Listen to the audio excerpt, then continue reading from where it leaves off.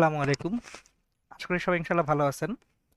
আমরা ভেক্টর পড়ছিলাম, ভেক্টরের রিভিশন করছিলাম। আজকে হচ্ছে আমাদের ভেক্টরের সেকেন্ড লেকচারটা। সো আমরা আজকে শুরু করব হচ্ছে নদী এবং নৌকা সংক্রান্ত সমস্যাবলী দিয়ে। তো ভেক্টরের যে উপাংশে বিভাজনের প্রয়োগগুলি আছে, উপাংশ বিভাজনের প্রয়োগের সবচেয়ে বড় প্রয়োগটা হচ্ছে আসলে নদী এবং নৌকা সংক্রান্ত সমস্যাবলী। তো আমি নদী এবং নৌকা সংক্রান্ত সমস্যাবলী সবসময় পড়ানোর সময় ক্যাটাগরিগুলো আলাদা আলাদা করে দিই, যে এই ক্যাটাগরির কোশ্চেন আসতে পারে এবং এগুলা এইভাবে অ্যান্সার করতে হবে। তো তাহলে চলুন শুরু করা যাক। তো প্রথমেই আমরা কিছু জিনিসপত্র, কমন কিছু জিনিসপত্র ধরে নিব, যে এই জিনিসগুলো দিয়ে আমরা সূত্রগুলোকে ডেভেলপ করব। তাহলে এই যে যদি এটা আমাদের নদী হয়, আমরা ধরে নিচ্ছি নদীর প্রস্থ হচ্ছে ডি। নদীর প্রস্থ ডি।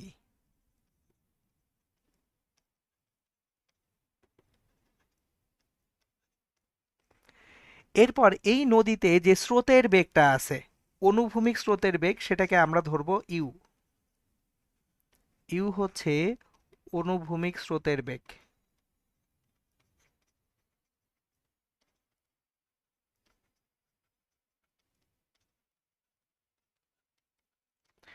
যেহেতু আমরা এখন রিভিশন করছি বোর্ড পরীক্ষার জন্য, সেহেতু এই যে স্রোতের বেগ আবার বাঁকাতারা করব না, জাস্ট অনুভূমিক স্রোতের বেগই রাখবো। কারণ বোর্ড পরীক্ষার প্রশ্নগুলায় আপনারা যখন প্রশ্ন অ্যানালাইসিস করবেন, তখন দেখবেন শুধুমাত্র অনুভূমিক স্রোতের বেগ দিয়েই ম্যাথ থাকে। এরপর হচ্ছে আসবে নৌকার বেগ ভি। ভিটা হচ্ছে নৌকার বেগ।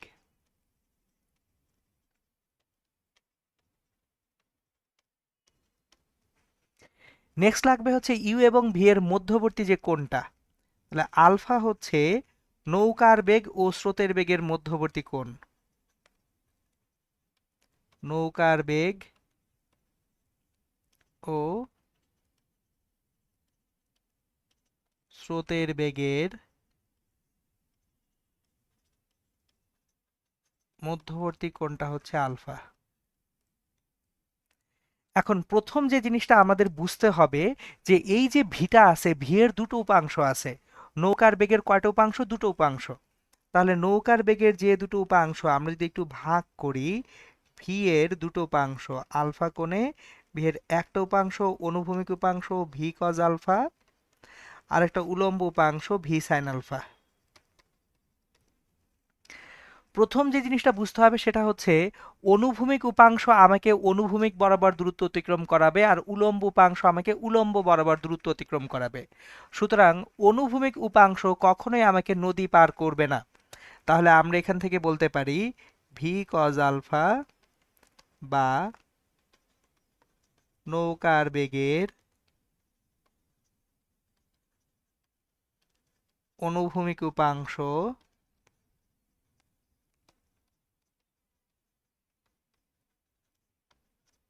নদী পার হতে সহায়তা করে না, শুধুমাত্র অনুভূমিক বরাবর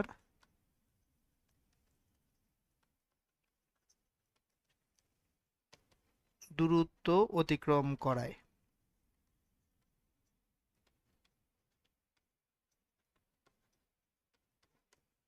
আর যেটা ভি সাইন আলফা বা নৌকার বেগের উলম্ব উপাংশ নদী পার হতে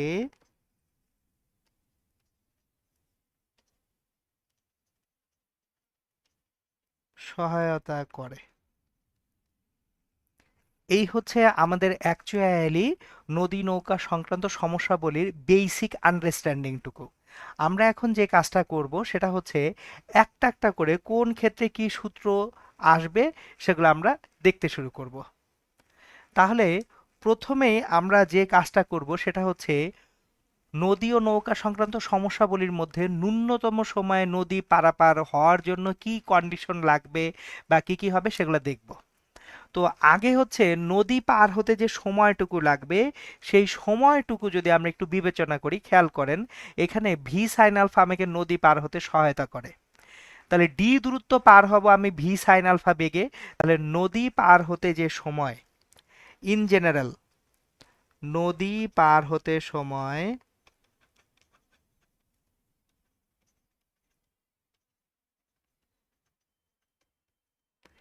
টি সমান নদীর প্রস্থ ডিভাইডেড বাই নদীর প্রস্থ বরাবর বেগ।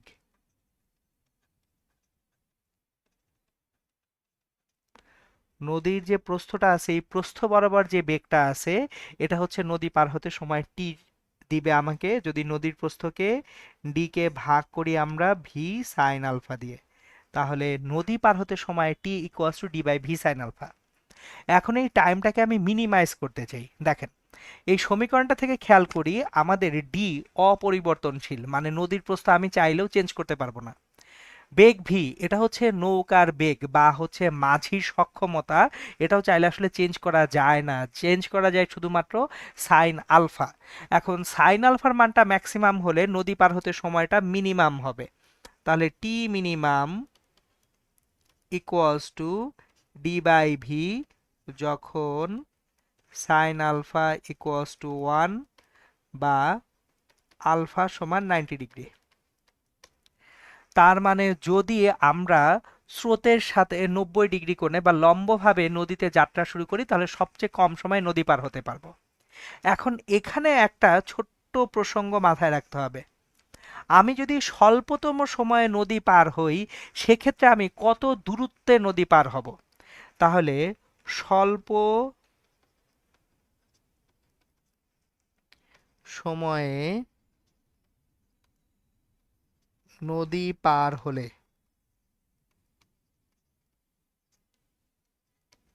অতিক্রান্ত দূরত্ব।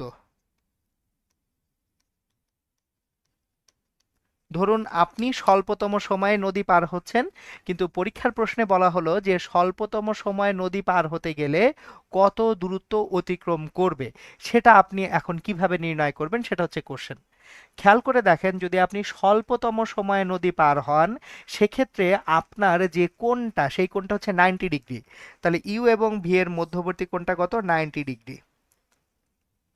সো এটা হচ্ছে আমাদের ইউ, আর ভিটা হচ্ছে 90 ডিগ্রিতে আছে ইউ এর সাথে। এটা হচ্ছে আমাদের ভি। তাহলে যে লব্ধি বেগ ডব্লিউটা হবে ডব্লিউ সমান root over u square plus v square. তাহলে আমরা যদি বেগকে সময় দিয়ে গুণ করি তাহলে অতিক্রান্ত দূরত্ব পাবো। অতিক্রান্ত দূরত্ব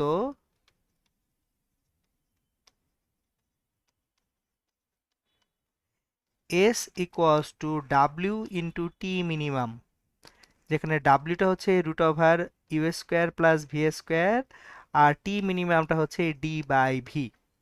সুতরাং যদি কোনো প্রশ্নে জিজ্ঞেস করা হয় যে কেউ স্বল্পতম সময়ে বা ন্যূনতম সময়ে নদী পার হচ্ছে সেক্ষেত্রে সে কত দূরত্ব অতিক্রম করে নদীটা পার হবে, তখন কিন্তু আমরা এই যে এসটা বের করতে পারবো ডাব্লিউ ইন্টু টি মিনিমাম দিয়ে, মানে root over u square plus v square into d by v দিয়ে। ওকে, চলুন আমরা নেক্সট কনসেপ্টে যাব এখন, সেটা হচ্ছে ন্যূনতম পথে যদি আমরা নদী পার হই, মানে হচ্ছে আমরা সবচেয়ে কম পথ অতিক্রম করব নদী পার হওয়ার ক্ষেত্রে। তো এক্ষেত্রে আমি আপনাদেরকে একটা ছোট্ট জিনিস দেখায় রাখবো যে বোর্ড পরীক্ষায় যখন আপনারা লিখবেন সিকিউতে বেশি নাম্বার পাওয়ার জন্য কিছু কাজ আপনাকে করতে হবে, কিছু জিনিস লিখতে হবে। তো চলুন দেখি আমাদের কি কাজ করতে হয়, কি লিখতে হয় স্যারদেরকে খুশি করার জন্য, সেটা একটু শিখবো। তাহলে আমরা এখন ন্যূনতম পথে নদী পার হচ্ছি। সো যদি আমরা ন্যূনতম পথে নদী পার হতে চাই আমাদের অ্যাকচুয়ালি লব্ধি বেগ হতে হবে নদীর প্রস্থ বরাবর। সো আমাদের লব্ধি বেগ ডব্লিউ হতে হবে নদীর প্রস্থ বরাবর। তাহলে নদীর যে প্রস্থ আছে ডি, এখানে লব্ধি বেগ হতে হবে নদীর প্রস্থ বরাবর।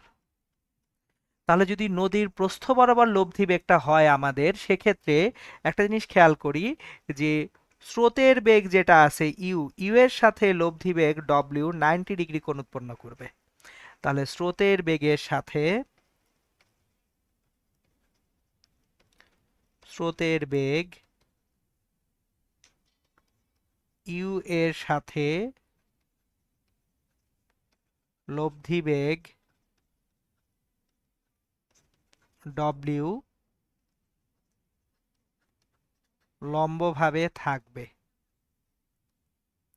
তাহলে যদি এই ডব্লিউটা ইউ এর সাথে লম্বভাবে থাকে, ইউ আর ভি এর মধ্যবর্তী যে কোণটা আলফা কোণ, এই আলফা কোণটা আমরা কিভাবে বের করব? সো একটা জিনিস খেয়াল করেন, এমসিকিউতে আপনি directly u plus v cos alpha সমান 0 বসাতেই পারেন, কোনো সমস্যা নেই। কিন্তু সিকিউতে আপনাকে অ্যাকচুয়ালি এই পুরো জিনিসটা দেখাতে হবে। এখানে মাঝখানের কোণটা হচ্ছে যদি আলফা হয়, এখন তাহলে আমরা যে কাজটা করব সেটা হচ্ছে, খেয়াল করেন, ইউ আর ভি এর মধ্যবর্তী কোণটা হচ্ছে আলফা, ইউ আর ভি এর মধ্যবর্তী কোণ আলফা, এবং আমরা এখানে তাহলে ডব্লিউটা ইউ এর সাথে 90 ডিগ্রি কোণ উৎপন্ন করে, সামান্তরিক সূত্র থেকে tan 90 ডিগ্রি ইকুয়ালস টু কার সাথে উৎপন্ন কোণ? ইউ এর সাথে 90 ডিগ্রি কোণ উৎপন্ন করে, তাহলে u plus v cos alpha উপরে ভি সাইন আলফা, এটা সামান্তরিক সূত্র থেকে আসা। সো এখন তাহলে আমরা এখান থেকে যে কাজটা করতে পারি, tan 90 ডিগ্রি মানে হচ্ছে sine 90 degree by cos 90 degree v sine alpha divided by u plus v cos alpha, বা 1/0 সমান v sine alpha divided by u plus v cos alpha, বা u plus v cos alpha that is equals to 0।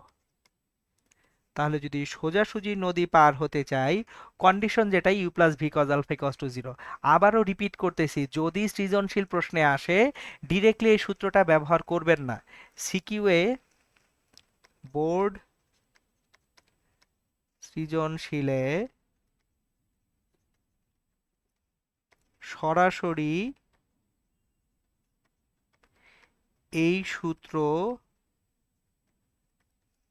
ব্যবহার অনুচিত। কেন অনুচিত? কারণ আমাদের যে বইপত্রগুলি আছে, ইসাক স্যারের বই, শাহজান তপন স্যারের বইয়ে এই ম্যাথগুলো কিন্তু শুরু করা হয়েছে tan 90 ডিগ্রি দিয়েই। সো বোর্ড সৃজনশীলে অবশ্যই এই পুরোটুকু দেখাবেন। বোর্ড সৃজনশীলে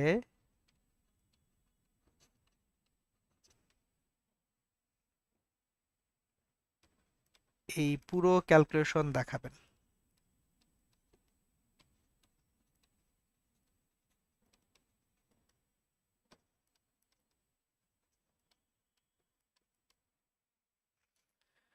সো তাহলে আমরা ন্যূনতম পথে যদি নদী পার হতে চাই, আমাদের কন্ডিশন বা শর্তটা ডেভেলপড হয়ে গেল।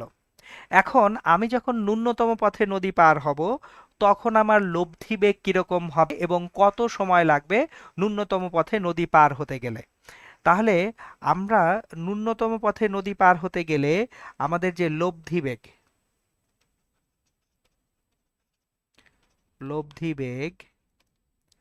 W equals to root over v square plus u square plus 2uv cos alpha,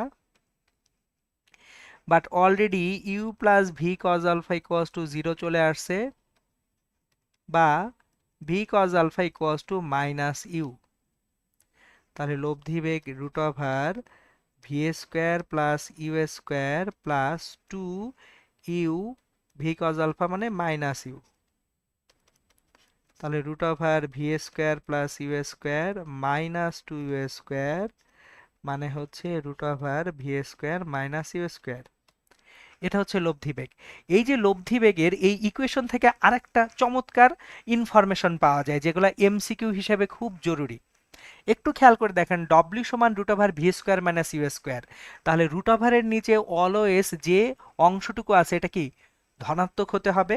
তাহলে v square minus u square must be greater than 0 বা v must be greater than u. কখন? সোজাসুজি নদী পার হতে চাইলে। সোজাসুজি বা ন্যূনতম পথে নদী পার হতে চাইলে।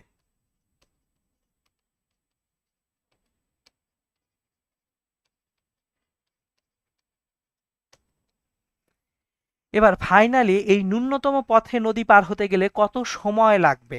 তাহলে আমাদের যে সময় t equals to d by ডব্লিউ। ডি বাই ডব্লিউ মানে root over v square minus u square. এখন অনেকের মধ্যে একটা কনফিউশন কাজ করে যে আপনি তো শুরুতেই বললেন নদী পার হতে সময় টি সমান d by v sine alpha, কিন্তু এখানে এসে দেখতেছি d by root over v square মানে ইউ স্কোয়ার। দুইটা আসলে একই। কিভাবে এক সেটা আমরা একটু বুঝে রাখি, চলেন। Root over v square minus u square সমান root over v square minus v cos alpha whole square. খেয়াল করেন এখানে ভি কজ আলফা সমান মাইনাস ইউ, তাহলে ইউ স্কোয়ার মানে কি v cos alpha whole square, যে v cos alpha whole square equals to root over v square minus v square cos square alpha. তাহলে v square common নিলে 1 minus cos square alpha মানে sign square alpha, তার মানে v sine alpha আসতেছে। So খেয়াল করে দেখেন d by v sine alpha যে কথা, d by root over v square মানে সি স্কোয়ার একই কথা, যদি আমরা ন্যূনতম পথে বা সোজাসুজি কি করতে চাই, নদীটা পার হতে চাই। ওকে, আশা করি ইনশাল্লাহ এখানে কারো কোনো কনফিউশন নেই। চলেন আমরা নদী নৌকার ম্যাথের বেলায় লাস্ট যে কনসেপ্টটা আমাদেরকে রিভিউ করতে হবে সেটা হচ্ছে নদীর তীর বা পার বরাবর অতিক্রান্ত অনুভূমিক দূরত্ব। মানে আপনি যখন নদীটা পার হচ্ছেন, যদি সোজাসুজি নদী পার না হন, সোজাসুজি নদী পার হলে কোনো অনুভূমিক দূরত্ব নেই। সো এটা লিখে রাখি, সোজাসুজি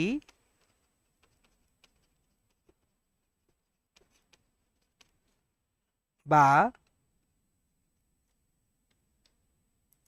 ন্যূনতম পথে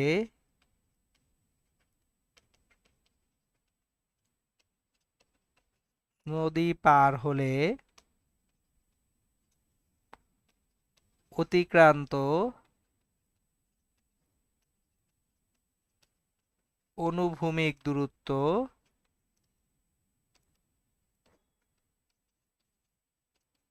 শূন্য। তার মানে কেউ যদি সোজাসুজি নদী পার হয়ে যান তাহলে তো তার কোনো অতিক্রান্ত অনুভূমিক দূরত্ব নাই, অ্যাকচুয়ালি উনি সোজাসুজি নদী পার হয়েছেন।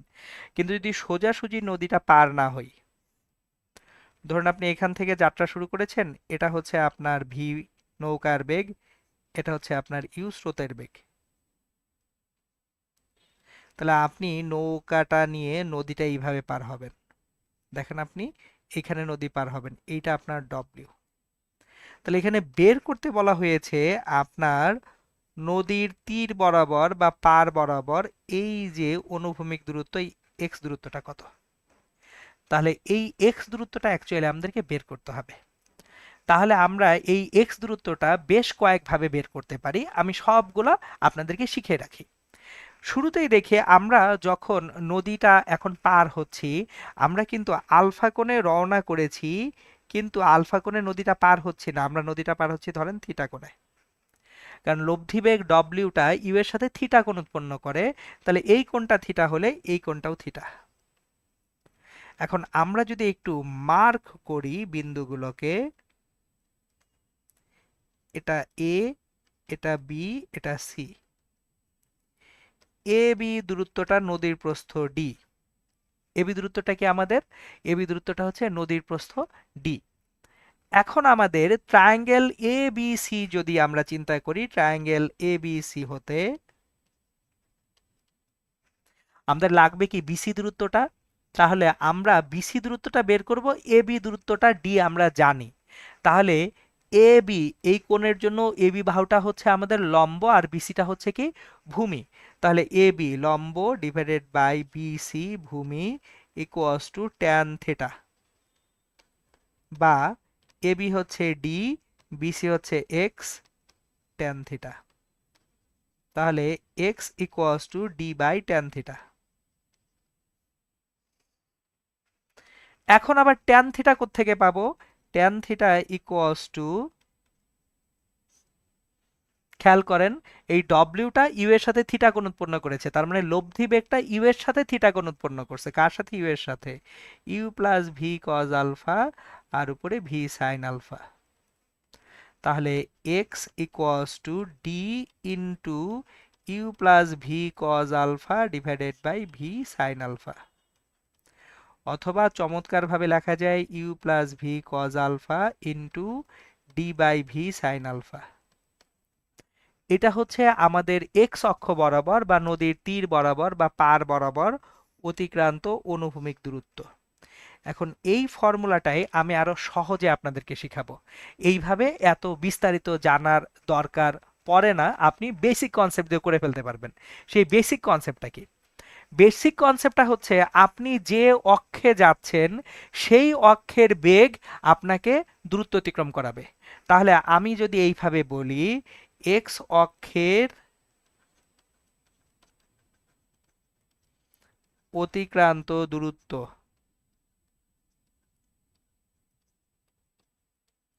ইকুয়ালস টু এক্স অক্ষ বরাবর বেগ মাল্টিপ্লাইড বাই নদী পার হতে সময়। তাহলে দেখেন এক্স অক্ষের অতিক্রান্ত দূরত্ব হচ্ছে এক্স অক্ষ বরাবর যে বেগ ইন্টু নদী পার হতে যে সময়। তাহলে এখান থেকে আমরা অ্যাকচুয়ালি যেটা লিখতে পারি, এই জায়গা থেকে লিখতে পারি এক্স ইকুয়ালস টু, এক্স অক্ষ বরাবর বেগ কত? ইউ এক্স অক্ষ বরাবর আছে আর ভি এর উপাংশ ভি কজ আলফা আছে, u plus v cos alpha. এটা হচ্ছে এক্স অক্ষ বরাবর বেগ। এবং আমার এক্স অক্ষ বরাবর বেগ আমি যখন জানতেছি, আমি এটাকে নিচে লিখে এখানে যাতে পাশেরটার সঙ্গে গুলিয়ে না যায়, এক্স ইকুয়ালস টু এক্স অক্ষ বরাবর বেগ হচ্ছে u plus v cos alpha. আর নদী পার হতে সময় কত? যে কোনো সিনারিতে নদী পার হতে সময় d by v sine alpha. দেখেন তো এই সূত্র আর এই সূত্রের মধ্যে কোনো ভিন্নতা নাই। সো আবারও বলতেছি, আপনারা মনে রাখবেন এইভাবে যে এক্স অক্ষ বরাবর অতিক্রান্ত অনুভূমিক দূরত্ব কিভাবে পাবো? এক্স অক্ষ বরাবর বেগকে নদী পার হওয়ার সময় দিয়ে গুণ করে দিব।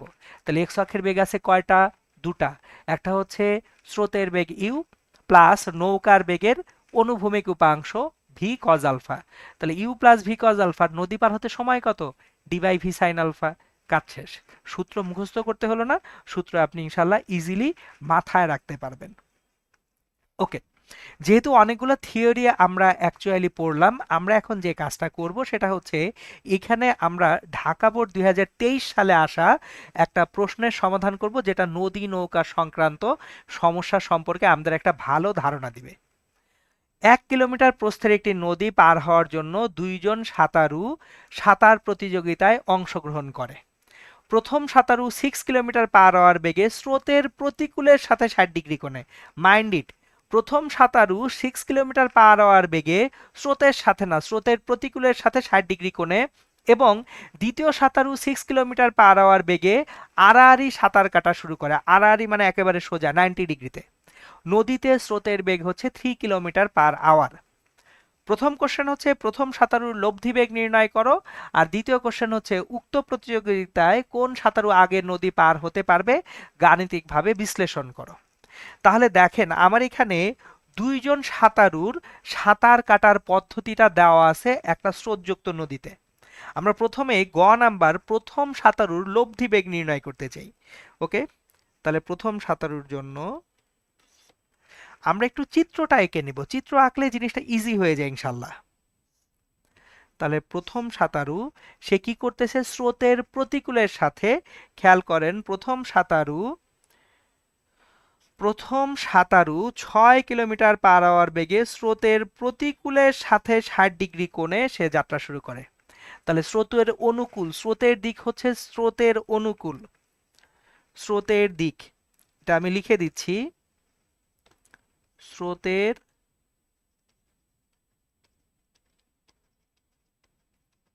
অনুকূল মানে হচ্ছে স্রোতের দিক, স্রোতের প্রতিকূল মানে হচ্ছে স্রোতের বিপরীত দিক। তাহলে প্রতিকূলের সাথে 60 ডিগ্রি কোণ যদি উৎপন্ন করে সাঁতারু, তাহলে ইউটা এই দিকে হলে এটা ইউ 3 কিলোমিটার/আওয়ার। তাহলে ভি ওয়ান, এখানে ভি ওয়ানটা হচ্ছে প্রতিকূল উল্টা দিকের সাথে কত ডিগ্রি কোণ, 60 ডিগ্রি কোণ। সো এই যে এখানে 60 ডিগ্রি কোণ উৎপন্ন করবে।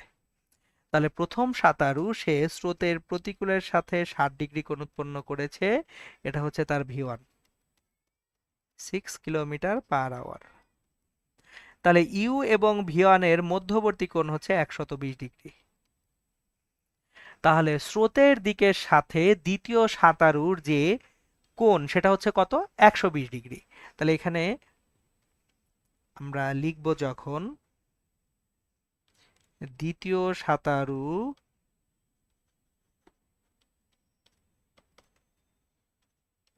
স্রোতের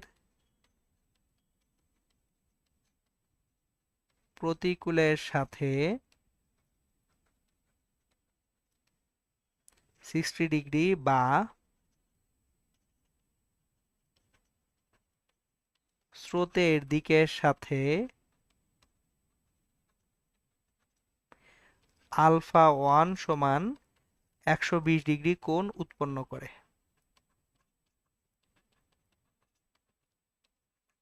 লেখাগুলা গুছিয়ে লেখাটা জরুরি। আমি কেন লেখাগুলা লিখছি একটা জিনিস খেয়াল করেন।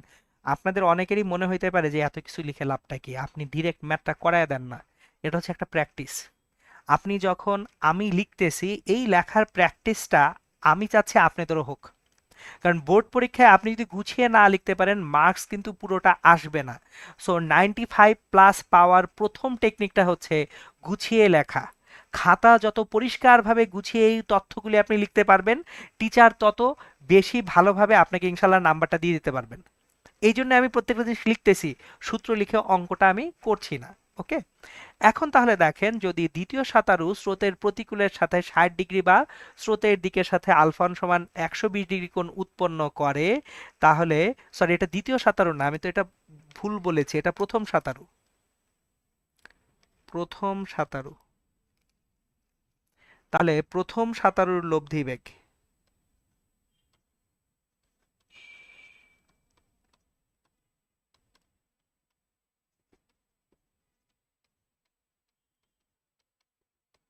W1 সমান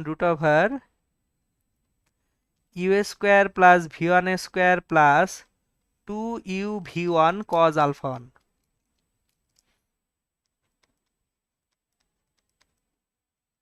তাহলে √ইউ² মানে 3a² ভি1² মানে 6a² plus 2 × 3 × 6 cos 120 degree. cos 120 ডিগ্রির মান মাইনাস হাফ, যেহেতু 9 প্লাস 36 মাইনাস 18, তাহলে এটা হবে 27 √27। সো আমরা একটু মানটা বসিয়ে নিব ক্যালকুলেট করে। √27 এটা আমাদেরকে দিবে 5.196 কিলোমিটার/আওয়ার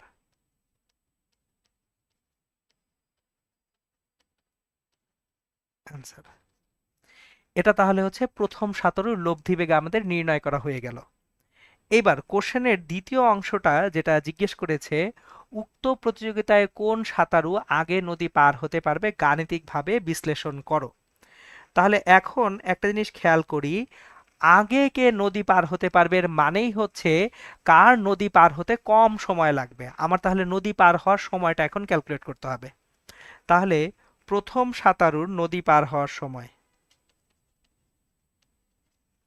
প্রথম সাঁতারুর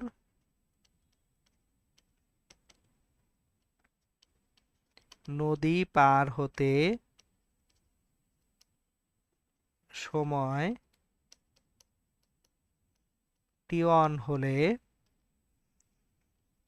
T1 equals to D divided by V1 sin alpha 1। D হচ্ছে 1 কিলোমিটার, V1 টা হচ্ছে আমাদের 6 sin 120 ডিগ্রি। সো একক এখানে লেখার দরকার নেই, 1 ডিভাইডেড বাই 6 sin 120 ডিগ্রি যেটা হয় সেটা আমরা বের করে নিব।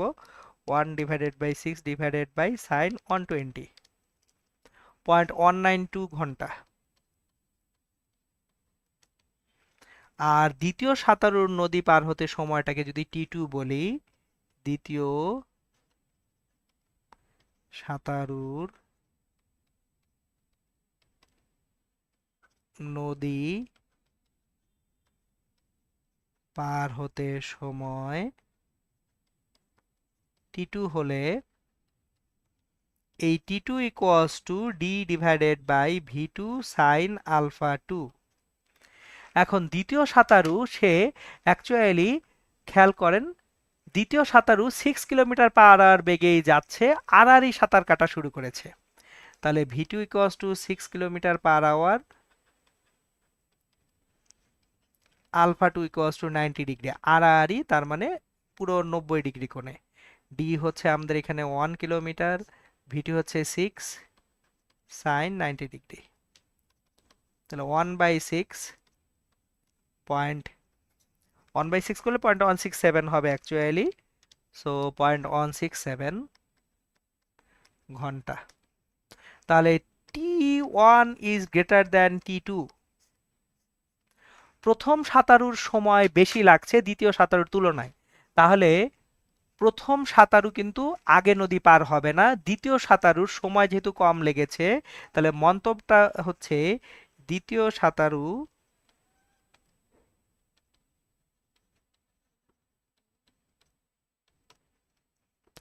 আগে নদী পার হতে পারবে।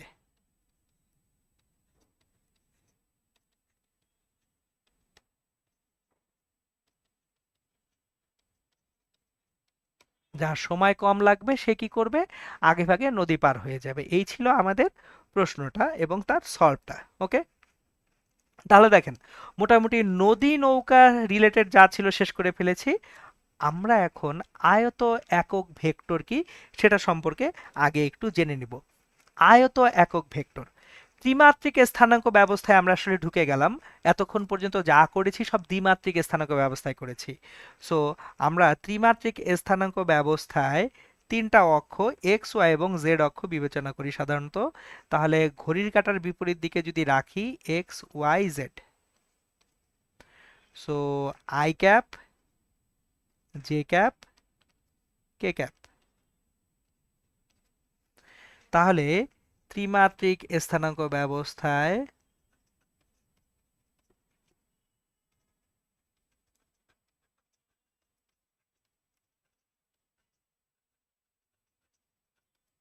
এক্স ওয়াই ও জেড অক্ষ বরাবর যথাক্রমে আই ক্যাপ, জে ক্যাপ ও কে ক্যাপ একক ভেক্টর তিনটিকে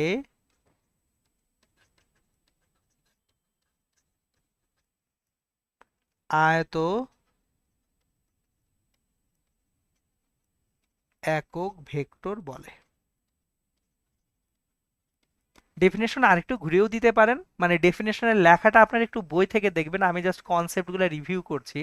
সো আমাদের তিনটা স্থানাঙ্ক অক্ষ আছে এক্স ওয়াই জেড। একটা জিনিস মাথায় রাখতে হবে, এক্স ওয়াই জেড এরা কিন্তু অবশ্যই অ্যান্টি ক্লকওয়াইজ আসতে হবে, তা না হলে হবে না। এক্স ওয়াই জেড এর যে সিকোয়েন্স বা ক্রম এটা অবশ্যই কি হতে হবে, অ্যান্টি ক্লকওয়াইজ হতে হবে। একটা জিনিস খেয়াল করেন, এখানে আপনার, আমি এইটাকেও এক্স অক্ষ বলতে পারি, সেক্ষেত্রে আমার এইটা হবে ওয়াই অক্ষ, এটা হবে জেড অক্ষ। আমি এটাকেও এক্স অক্ষ বলতে পারি, সেক্ষেত্রে এটা হবে ওয়াই অক্ষ, এটা হবে জেড অক্ষ। সব সময় এক্স ওয়াই জেড এরা অ্যান্টি ক্লকওয়াইজ থাকবে, এক্স থেকে ওয়াই অ্যান্টি ক্লকওয়াইজ, ওয়াই থেকে জেড অ্যান্টি ক্লকওয়াইজ, জেড থেকে x anti clockwise, x to y, y to z, z to x, সব সময় অ্যান্টি ক্লকওয়াইজ থাকতে হবে। তাহলে তিনটা স্থানাঙ্ক অক্ষ বরাবর তিনটা একক vector i cap, j cap, k cap, এই তিনটা একক ভেক্টরকে আমরা কি বলবো? আয়ত একক ভেক্টর বলবো। ওকে, ফাইন। এখন আমরা ত্রিমাত্রিক স্থানাঙ্ক ব্যবস্থায় যদি একটা ভেক্টরকে নির্দেশ করতে যাই, তাহলে তার তিনটা উপাংশ থাকবে। এক্স অক্ষ বরাবর একটা উপাংশ, ওয়াই অক্ষ বরাবর একটা উপাংশ, আর জেড অক্ষ বরাবর একটা উপাংশ। তাহলে আমরা একটু একটা ভেক্টরকে এখানে আঁকি। এটা আমাদের এক্স অক্ষ, এটা আমাদের ওয়াই অক্ষ, এটা আমাদের জেড অক্ষ। তাহলে এক্স অক্ষ বরাবর ভেক্টরটার যে উপাংশ, এটা হচ্ছে a x i cap. Y অক্ষ বরাবর যে উপাংশ, এটা হচ্ছে এ ওয়াই জে ক্যাপ।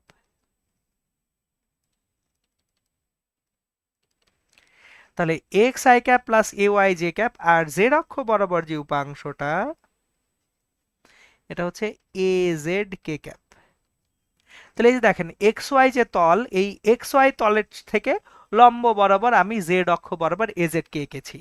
তাহলে আমার যদি অরিজিন বা মূল বিন্দু ও হয়ে থাকে, ও বিন্দুর সাপেক্ষে এইখানে যে পি বিন্দু, এই পি বিন্দুটাকে যদি আমরা বলি ভেক্টর এ, এ ভেক্টর, ওপি ভেক্টর সমান এ ভেক্টর, ওপি ভেক্টর সমান এ ভেক্টর, মানে এইখানে ত্রিমাত্রিক স্থানাঙ্ক ব্যবস্থায় x i cap plus a y j cap plus a z k cap,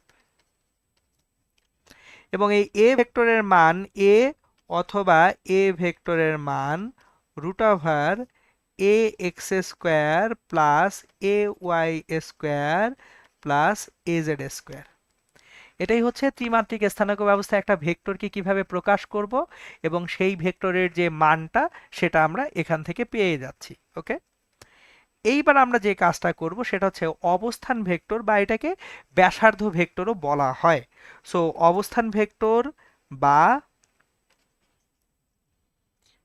ব্যাসার্ধ ভেক্টর।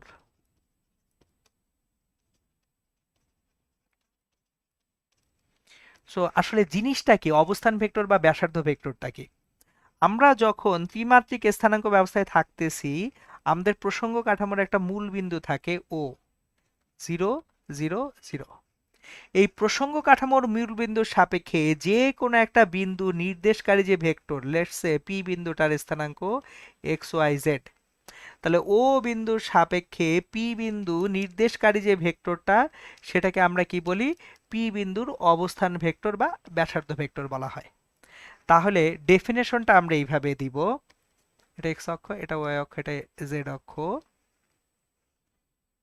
ত্রিমাত্রিক স্থানাঙ্ক ব্যবস্থায়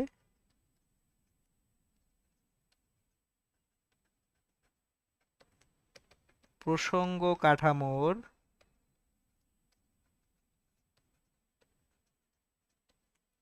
মূল বিন্দুর সাপেক্ষে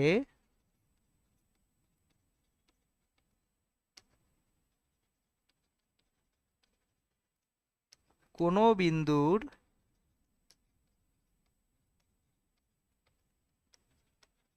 অবস্থান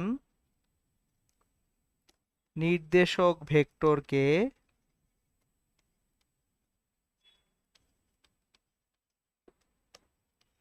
ওই বিন্দুর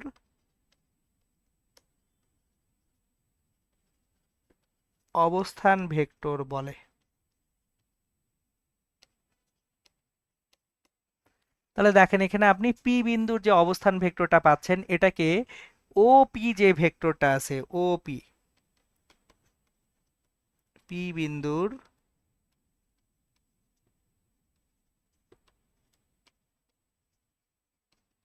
অবস্থান ভেক্টর ও পি ভেক্টর সমান x i cap plus y j cap plus z k cap. So এই যে ওপি যে ভেক্টরটা, এই ভেক্টরটা হচ্ছে x i cap plus y j cap plus z k cap, এটা হচ্ছে আমাদের পি বিন্দুর অবস্থান ভেক্টর। এখন আমরা একটা কাজ করব, এই অবস্থান ভেক্টর থেকে আমরা কিভাবে দুইটা বিন্দু দেওয়া থাকলে সেই দুইটা বিন্দুর মধ্যের ভেক্টরটা বের করা যায় সেটা একটু শিখব। অবস্থান ভেক্টর থেকে ধরুন আমার দুটো বিন্দু দেওয়া আছে, এখানে একটা বিন্দু পি দেওয়া আছে, আগের মতোই পি বিন্দুটা x1 y1 z1। আরেকটা বিন্দু ধরেন এখানে কিউ দেওয়া আছে x2 y2 z2। আমরা এই পিকিউ ভেক্টরটা নির্ণয় করতে চাই। আমাদের উদ্দেশ্য হচ্ছে পিকিউ ভেক্টরটা নির্ণয় করা। খেয়াল করেন এখানে আমি একটু সহজ সরল পদ্ধতি শিখিয়ে দিই। পি থেকে কোথায় যাচ্ছেন? কিউতে যাচ্ছেন না? অলওয়েজ আমরা মাথায় রাখি যে পরিবর্তন যখন দেখি পদার্থবিজ্ঞানে, পরিবর্তন বলতে আমরা কিন্তু আদিমান থেকে শেষ মান বিয়োগ করি না, সবসময় শেষ মান থেকে আদিমান বিয়োগ করি। তাহলে আমরা পি থেকে কিউতে যাচ্ছি, পি কিউ ভেক্টর ডিরেক্টলি লেখা শিখিয়ে দিচ্ছি আমি। পিকিউ ভেক্টর কোনো রকম কোনো কিছু জানা ছাড়া, ভুল করা ছাড়া কিভাবে লিখবেন সেটা, এগুলা আসলে টেকনিক, কনসেপচুয়াল টেকনিক, এগুলাকে আমি শর্টকাট বলতে নারাজ।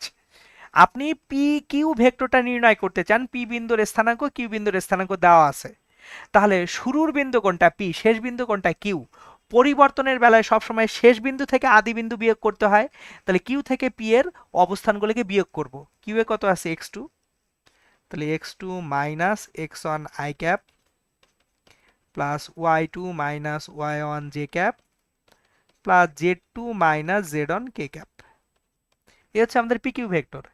এখন আমি যদি জিনিসটাকে একটু এলাবোরেট করি, ও থেকে পি পর্যন্ত একটা ওপি ভেক্টর আছে, ও থেকে কিউ পর্যন্ত একটা ও কিউ ভেক্টর আছে। তাহলে এখন দেখি তো, OP vector x1 i cap plus y1 j cap plus z1 k cap, O Q vector x2 i cap plus y2 j cap plus z2 k cap. তাহলে এখন আমাদের পিকিউ ভেক্টর যেটা আছে, সেই পিকিউ ভেক্টর বের করতে চাইলে একটু খেয়াল করেন, ওপি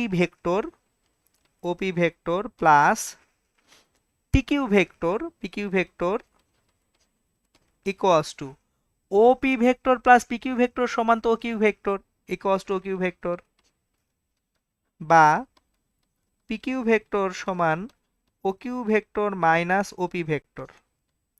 তাহলে ও কিউ ভেক্টরটা হচ্ছে x2 i cap plus y2 j cap plus z2 k cap minus OP vector হচ্ছে x1 i cap plus y1 j cap plus z1 k cap.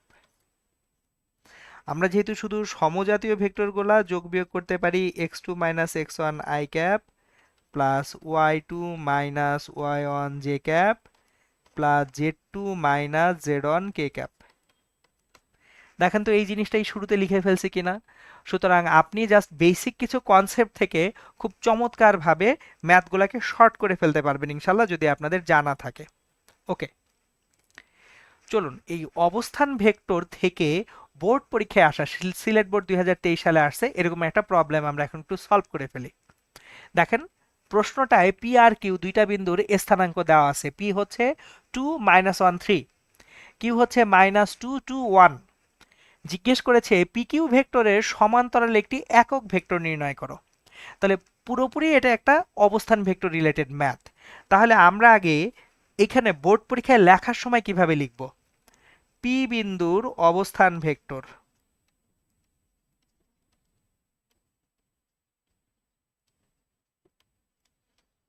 P বিন্দুর অবস্থান ভেক্টর, ও এর সাপেক্ষে এটা হচ্ছে ওপি ভেক্টর। খেয়াল করেন অবস্থান ভেক্টর হয় কিন্তু একটা বিন্দুর, তাহলে কার সাপেক্ষে? মূল বিন্দুর সাপেক্ষে। একটু আগে ডেফিনেশনে ফেরত যাই, দেখেন কি বলছি, ত্রিমাত্রিক স্থানাঙ্ক ব্যবস্থায় প্রসঙ্গ কাঠামোর মূল বিন্দুর সাপেক্ষে, মূল বিন্দু কি 0 0 0, এইটার সাপেক্ষে কোনো বিন্দুর অবস্থান নির্দেশক ভেক্টরকে কি বলা হয়? অবস্থান ভেক্টর বলা হয়। তাহলে আমাদের এখানে পি বিন্দুর যে অবস্থান vector OP vector equals to 2i cap minus j cap plus 3k cap. একইভাবে কিউ বিন্দুর অবস্থান vector O Q vector that is equals to -2i cap plus 2j cap plus k cap. তাহলে এখন আমাদের দরকার হচ্ছে পিকিউ ভেক্টরটা নির্ণয় করা, পিকিউ ভেক্টরের সমান্তরাল একক ভেক্টর। তাহলে দেখেন পিকিউ ভেক্টর ইকুয়ালস টু শেষ বিন্দু ও কিউ ভেক্টর মাইনাস আদি বিন্দু ওপি ভেক্টর। তাহলে ও কিউ মাইনাস ওপি করলে -2 i ক্যাপ প্লাস 2 মাইনাসে মাইনাসে প্লাস 1 j ক্যাপ হয়ে যাবে প্লাস 1 -3 k ক্যাপ হবে। একটু বিয়োগটা বুঝিয়ে দিচ্ছি। এইখানে ও কিউ ভেক্টরে -2 -2 থেকে -2 করলাম।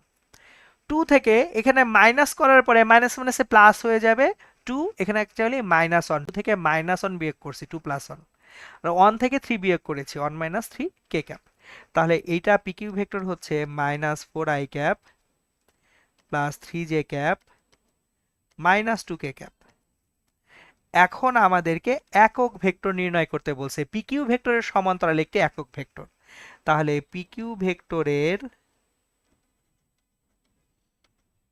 সমান্তরাল একক ভেক্টর। একটা ভেক্টরকে যদি তার মান দ্বারা ভাগ করা যায় তাহলে তার একক ভেক্টর পাওয়া যায়। তাহলে আমরা এন ক্যাপটাকে যদি একক ভেক্টর বলি, এন ক্যাপ সমান PQ vector divided by PQ ভেক্টরের মান। তাহলে পিকিউ ভেক্টরটা হচ্ছে -4i cap plus 3j cap -2k cap divided by মানটা হচ্ছে √4 whole square plus 3a square -2a square. তাহলে -4i cap plus 3j cap -2k cap divided by নিচে থাকতেছে 16, 9, 25, 4, 29 √29। এটাই অ্যান্সার। তাহলে আমরা অবস্থান ভেক্টর বা ব্যাসার্ধ ভেক্টর কি সেটা শিখলাম, অবস্থান ভেক্টর থেকে কিভাবে ভেক্টর নির্ণয় করতে হয় শিখলাম, এবং এখান থেকে বোর্ড পরীক্ষায় কিরকম কোশ্চেন আসতে পারে সেটাও আমরা কিন্তু দেখে ফেললাম ইনশাল্লাহ। ওকে, আমরা এখন ভেক্টরের গুণন শুরু করব। সো ভেক্টরের গুণ হয় দুই প্রকার। সো দুই প্রকারের মধ্যে প্রথমটা হচ্ছে ডট গুণন বা স্কেলার গুণন, একটা হচ্ছে স্কেলার বা ডট গুণন।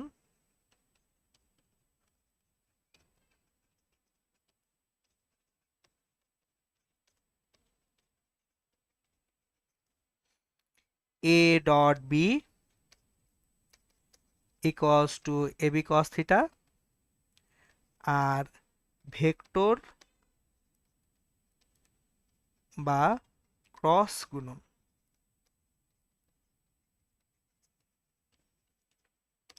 এ ক্রস বি সমান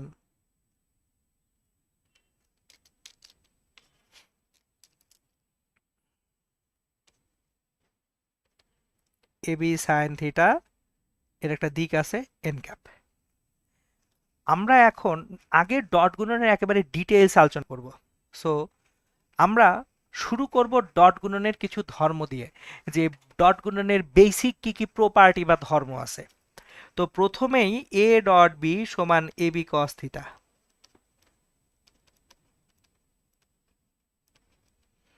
যেখানে থিটা এ ভেক্টর ও বি ভেক্টর এর মধ্যবর্তী কোণ। এখন প্রথম যে প্রপার্টি এক, ডট গুণফল বিনিময় সূত্র মেনে চলে।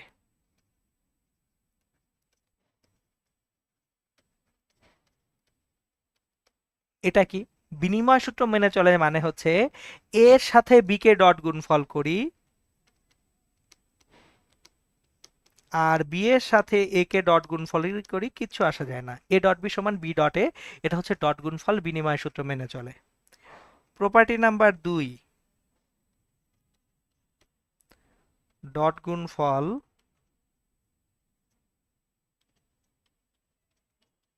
বন্টন সূত্র মেনে চলে।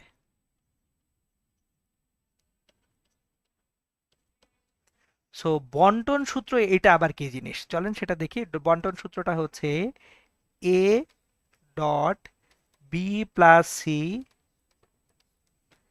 Equals to a dot b plus a dot c. এটা হচ্ছে ডট গুণফল বন্টন সূত্র মেনে চলে। এর সঙ্গে অ্যাডিশনাল আরো কিছু প্রপার্টি আছে, আমরা প্রত্যেকটা প্রপার্টি দেখি। 3, i dot i equals to J dot J equals to K dot K এটা equals to 1, I dot j equals to j dot k equals to k dot I equals to 0. 4, আমার যদি দুটো vector a আর b হয় এরকম, a vector equals two ax I cap plus ay j cap plus az k cap, b একটা vector bx I cap plus by j cap plus bz k cap, তাহলে a dot b equals two আমাদেরকে দিবে x bx plus ay bi plus az bz। এটা হচ্ছে আমাদের আরেকটা property বা ধর্ম আকারে রাখছি 5।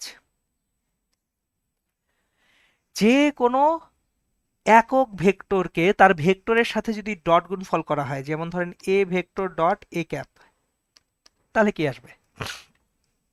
একটা ভেক্টরকে তার একক ভেক্টরের সঙ্গে ডট গুণফল করলে ওই ভেক্টরের মান পাওয়া যাবে কিভাবে? একটা জিনিস দেখেন, a ভেক্টরের মান a ভেক্টরের একক ভেক্টর a ক্যাপের মান 1 cos 0 ডিগ্রি। একটা ভেক্টরের একক ভেক্টরের দিক আর ভেক্টরের দিক তো একই হবে, কারণ একক ভেক্টরই তো ভেক্টরের দিক নির্দেশ করে। তাহলে a vector dot a cap হচ্ছে a vector dot a vector a into a into cos 0 degree মানে a স্কোয়ার। এগুলো হচ্ছে আমাদের ডট গুণনের ইন জেনারেল কিছু প্রপার্টি বা ধর্ম। এই ধর্মগুলো আমি সবসময় সবাইকে মাথায় রাখতে বলি এমসিকিউ ইনফরমেশন হিসাবে, যে এমসিকিউতে এই ইনফরমেশনগুলো আমাদের খুব কাজে দেয়।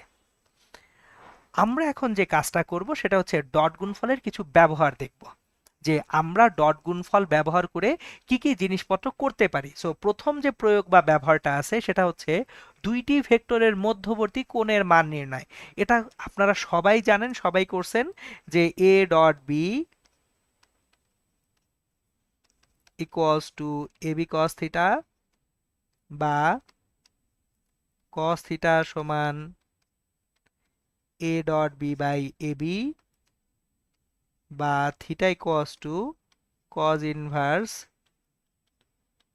a dot b by ab।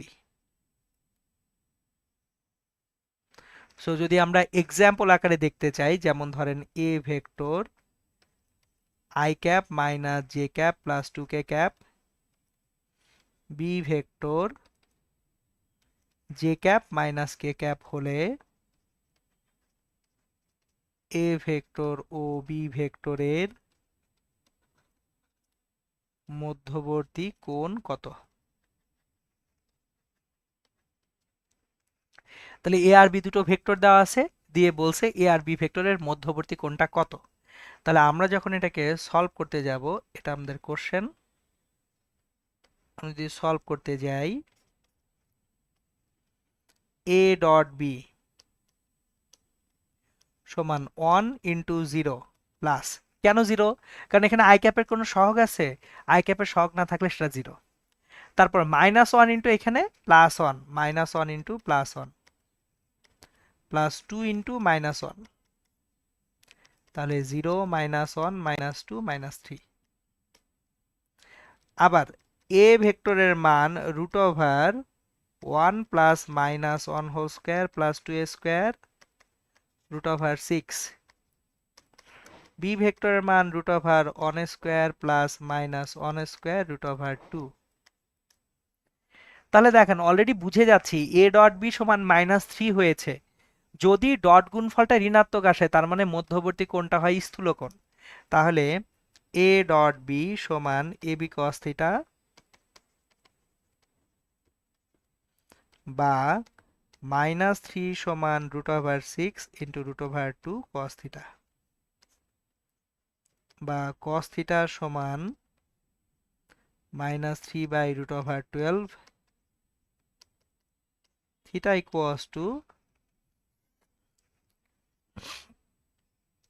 Shift cos -3 divided by √12 exact 150 degree. তাহলে আমরা ডট গুণফলের সাহায্যে দুটো ভেক্টরের মধ্যবর্তী কোণ কত এটা ইজিলি বের করতে পারছি। ওকে, ফাইন। আমরা নেক্সট প্রপার্টিতে চলে যাব। ডট গুণফলের পরবর্তী ব্যবহার দেখতে পাবো আমরা হচ্ছে দুইটা ভেক্টর পরস্পর লম্ব কিনা এটা যাচাই করা যায় ডট গুণফল দিয়ে। সো একটা জিনিস খেয়াল করি, যদি দুটো ভেক্টর পরস্পর লম্ব হয় তাহলে তাদের মধ্যবর্তী কোণ হয় 90 ডিগ্রি। তাহলে দেখেন এ ভেক্টর ও বি ভেক্টর পরস্পর লম্ব হলে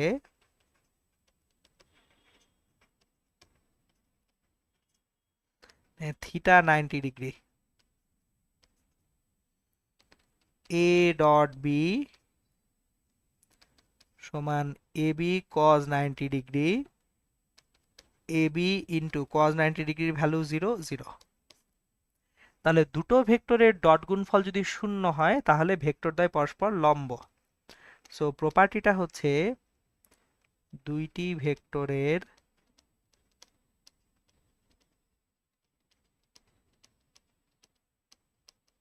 ডট গুণফল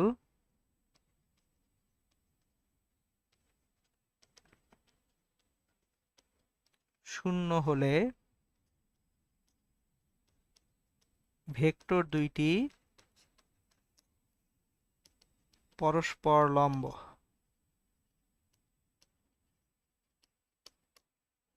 ওকে, চলুন আমরা এইটার একটা বোর্ড পরীক্ষায় আসা প্রশ্ন দেখে ফেলি। এগুলো খুব সহজ প্রশ্ন। দেখেন এখানে এই যে রাজশাহী বোর্ড 2023 সালে একটা প্রশ্ন আসছে, P vector 5i plus 3j minus m k cap Q vector i cap plus j cap plus 4k cap. এখানে পি ভেক্টর এবং কিউ ভেক্টর পরস্পর লম্ব বলে দিছে, এম এর মান হিসাব করো যে এম এর মানটা কত অ্যাকচুয়ালি এখানে। তাহলে আমাদের এখানে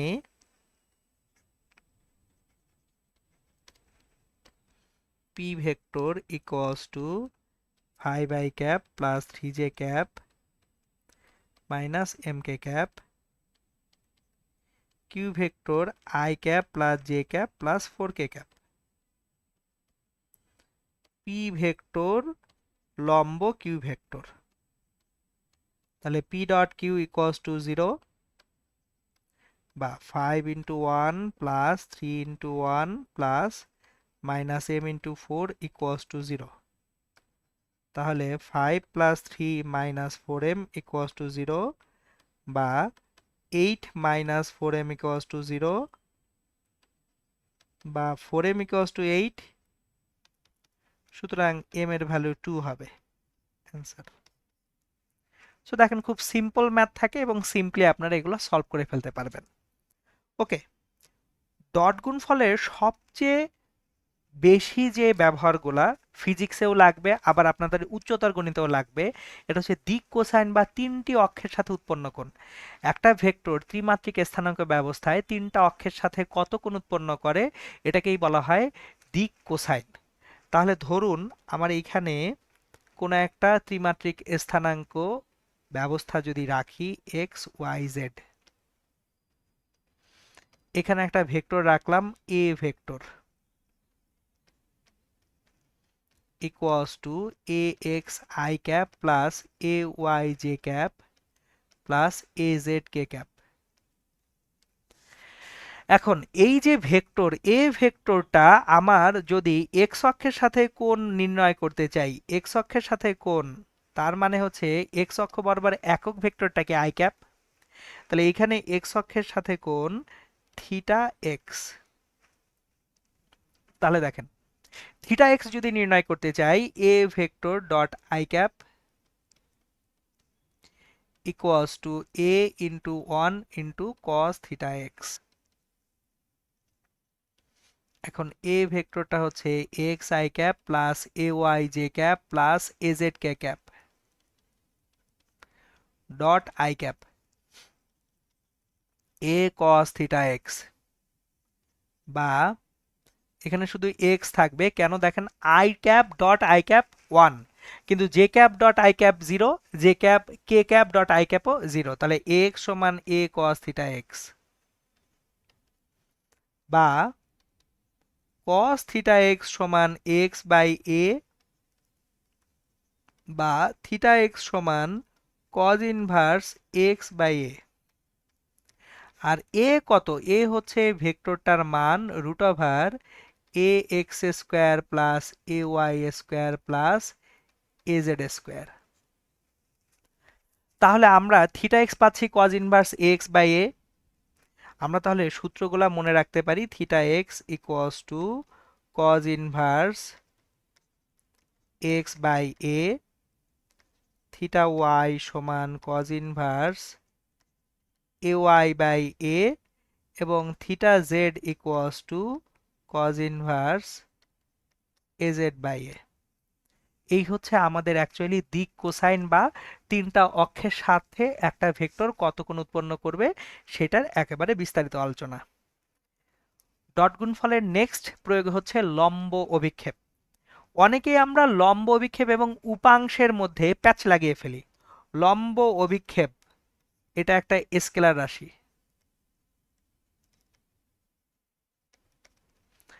লম্ব অভিক্ষেপ সবসময় কি রাশি? স্কেলার রাশি। তাহলে লম্ব অভিক্ষেপ কিভাবে নির্ণয় করব সেটা দেখি। ধরেন এ ভেক্টর আছে এখানে, বি ভেক্টর আছে এখানে।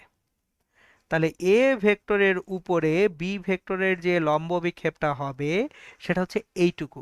এ ভেক্টরের উপরে বি ভেক্টরের লম্ব অভিক্ষেপ। তাহলে আগে বি ভেক্টর থেকে এ ভেক্টরের উপরে একটা লম্ব টানবো, ওই লম্বের দিকে দূরত্বটাই হচ্ছে লম্ব অভিক্ষেপ। তাহলে এই যে অংশটুকু এটা হচ্ছে বি কস থিটা। তাহলে এ ভেক্টর এর উপর বি ভেক্টর এর লম্ব অভিক্ষেপ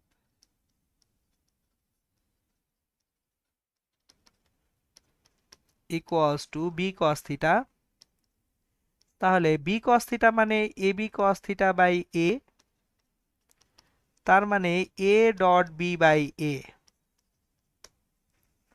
আমি এই জিনিসটা আপনাদেরকে এখন মনে রাখা সহজ করে দিব। এ ভেক্টরের উপরে বি ভেক্টরের লম্ব অভিক্ষেপ খেয়াল করেন। যদি বলা হয় এ ভেক্টরের উপর, এ ভেক্টরের উপর বি ভেক্টরের লম্ব অভিক্ষেপ,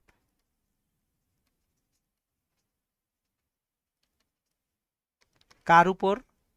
এ ভেক্টরের উপরে। তাহলে এ ভেক্টরের উপরে তার মানে এ নিচে, উপরে এ ডট বি।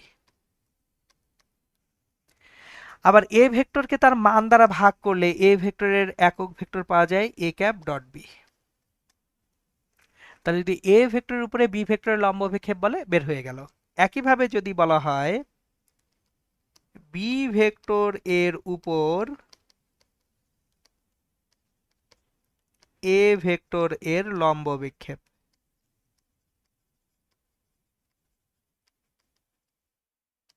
কার উপর? বি ভেক্টরের উপরে, বি এর উপরে এ ডট বি।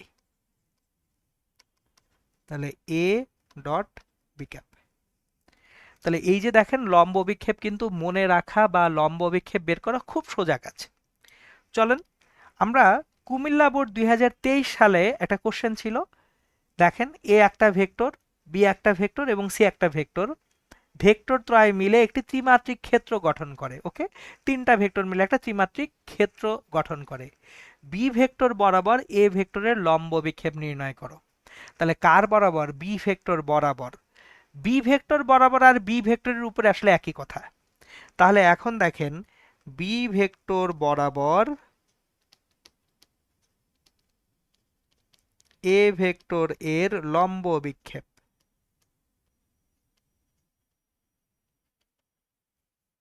তাহলে বি ভেক্টর বরাবর, এটা হচ্ছে বি ভেক্টর, বি ভেক্টর বরাবর এ ভেক্টরের লম্ব অভিক্ষেপ। এই যে দেখেন বি ভেক্টর বরাবর তার মানে বি ভেক্টরের উপরে। তাহলে নিচে কি? বি, উপরে কি? A dot b. হয়ে গেছে কাজ, সহজ জিনিস। তাহলে a dot b, x b x plus a y b y plus a z b z, সূত্র লিখে দিলাম। বি ভেক্টরের মান root over b x square plus b y square plus b z square. তাহলে এ এক্স বি এক্স, এখানে a হচ্ছে x three, b x হচ্ছে one, three into one. A y b y, A Y হচ্ছে two, b y হচ্ছে two, two into two. A z b z, a z 1, b z 3, 1 into 3 divided by root over b ভেক্টরে 1 2 3 হচ্ছে সহগগুলো, 1 square plus 2 square plus 3 square. তাহলে এখানে উপরে পাচ্ছি 3 4 7 3 10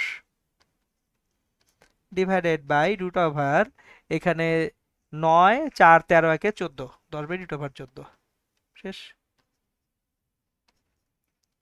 তাহলে দেখেন লম্ব বিক্ষেপ বের করার কোনো ব্যাপারই না, এবং লম্ব বিক্ষেপ নিয়ে আশা করি ইনশাল্লাহ আপনারা কোনো রকম ঝামেলায় পড়বেন না ইনশাল্লাহ। আমরা ডট গুণফলের লাস্ট যে ব্যবহারটা দেখব সেটা হচ্ছে উপাংশ নির্ণয়। লম্ব বিক্ষেপ এটা স্কেলার রাশি, কিন্তু উপাংশ আমরা মাথায় রাখবো, উপাংশটা হচ্ছে ভেক্টর রাশি। উপাংশ ভেক্টর রাশি, তার মানে এর শুধু মান না, মানের পাশাপাশি কি আছে, দিক আছে। কিন্তু এটাও মনে রাখা খুব সহজ, কঠিন কোনো কাজই না। দেখেন আমরা যদি বলি এ ভেক্টরের দিক বরাবর বি ভেক্টরের উপাংশ, এ ভেক্টরের দিক বরাবর বি ভেক্টর এর উপাংশ কার দিক বরাবর, এ ভেক্টরের দিক বরাবর। ওকে, খুবই ভালো কথা। তাহলে আমাদের উপাংশটা হবে এইটুকু। এ ভেক্টর এর দিক বরাবর বি ভেক্টরের উপাংশ কিন্তু এইটুকু। তাহলে এইটার একটা মান আছে, একটা দিক আছে। এটার মানটা কি, লম্ব বিক্ষেপটা হচ্ছে মান, তাহলে এই মানটা হচ্ছে লম্ব বিক্ষেপ বি কস থিটা। তাহলে বি কস থিটা হচ্ছে তার মান। এখন এই যে ভেক্টরটা, এটার দিক কি, খেয়াল করেন এ ভেক্টরের দিক আর এই অংশটুকুর দিক একই। এ ভেক্টরের দিক কি, এ ভেক্টরের একক ভেক্টর এ ক্যাপ। তাহলে b cos theta a dot b divided by a a cap, a dot b by a a cap মানে a vector by a. So আমি পুরো জিনিসটা রিক্যাপ করতেছি মনে রাখার জন্য। এ ভেক্টরের দিক বরাবর বি ভেক্টরের উপাংশ, তাহলে আমরা আবার লিখি এ ভেক্টর এর দিক বরাবর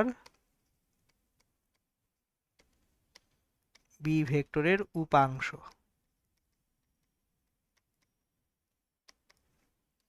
একটু খেয়াল করবেন কিভাবে পুরোটা লিখি। এ ভেক্টরের দিক বরাবর বি ভেক্টরের উপাংশ কার দিকে, এ ভেক্টরের দিকে, তাহলে একক ভেক্টর এ ক্যাপ। এ ভেক্টরের দিক বরাবর বি ভেক্টরের উপাংশ, তাহলে লম্ব বিক্ষেপ তো এ ভেক্টরের উপরে, তাহলে এর উপরে যদি লম্ব বিক্ষেপ হয় এর উপরে এ ডট বি, কাজ শেষ। প্র্যাকটিস করি চলেন। বি ভেক্টরের দিক বরাবর এ ভেক্টরের উপাংশ কার দিক বরাবর, বি ভেক্টরের দিক বরাবর বি ক্যাপ। বি ভেক্টরের দিক বরাবর তার মানে বি ভেক্টরের উপরে লম্ব বিক্ষেপ হয়েছে, তাহলে বি ভেক্টরের উপরে লম্ব বিক্ষেপ বি এর উপরে এ ডট বি। সো অত্যন্ত সহজে অ্যাকচুয়ালি আমরা এই লম্ব বিক্ষেপ, উপাংশ এই জিনিসগুলা মনে রাখতে পারি, এবং এগুলার ম্যাথগুলা একেবারে ইজি ম্যাথ। সো তাহলে দেখেন আমাদের অ্যাকচুয়ালি ডট গুণফলের যে প্রয়োগ বা ব্যবহার বোর্ড পরীক্ষার জন্য যা যা দরকার সবগুলো ইনশাল্লাহ গুছিয়ে শেষ হয়ে গেল। তাহলে আমি একটু রিক্যাপ করি আজকের গোটা লেকচারটা। আমরা আজকের গোটা লেকচারে আসলে কি কি শিখলাম। আমরা আসলে আজকের গোটা লেকচারটায় শুরু করেছি আমি নদী এবং নৌকা সংক্রান্ত সমস্যা দিয়ে, যে নদী নৌকা সংক্রান্ত কি কি সমস্যা তৈরি হতে পারে, আমরা কি কিভাবে নদী পার হতে পারি ন্যূনতম পথে, ন্যূনতম সময়ে। তারপর হচ্ছে যখন আমরা নদীটা পার হব, আমাদের যে অনুভূমিক বরাবর যে দূরত্বটা আছে সেই অনুভূমিক অতিক্রান্ত দূরত্বটা কিরকম হবে, এই জিনিসপত্রগুলো আমরা বের করতে শিখছি। এরপর আমরা শিখেছি হচ্ছে অবস্থান ভেক্টর, আয়ত একক ভেক্টর শিখেছি আমরা। এরপর অবস্থান ভেক্টর শিখেছি, এবং ত্রিমাত্রিক স্থানাঙ্ক ব্যবস্থায় ভেক্টর নির্ণয় করতে শিখেছি। আর সবশেষে আমরা কিন্তু আজকে ডট গুণফলের যে ডিটেইলস সেই ডিটেইলস আলোচনা করেছি। সো এই ছিল আমাদের আজকের যে ভেক্টর রিভিশনের লেকচার 2। তো দেখা হবে ইনশাল্লাহ আপনাদের সঙ্গে পরবর্তী লেকচারে। সে পর্যন্ত সবাই ইনশাল্লাহ ভালো থাকবেন, সুস্থ থাকবেন, সুন্দর থাকবেন। আসসালামু আলাইকুম।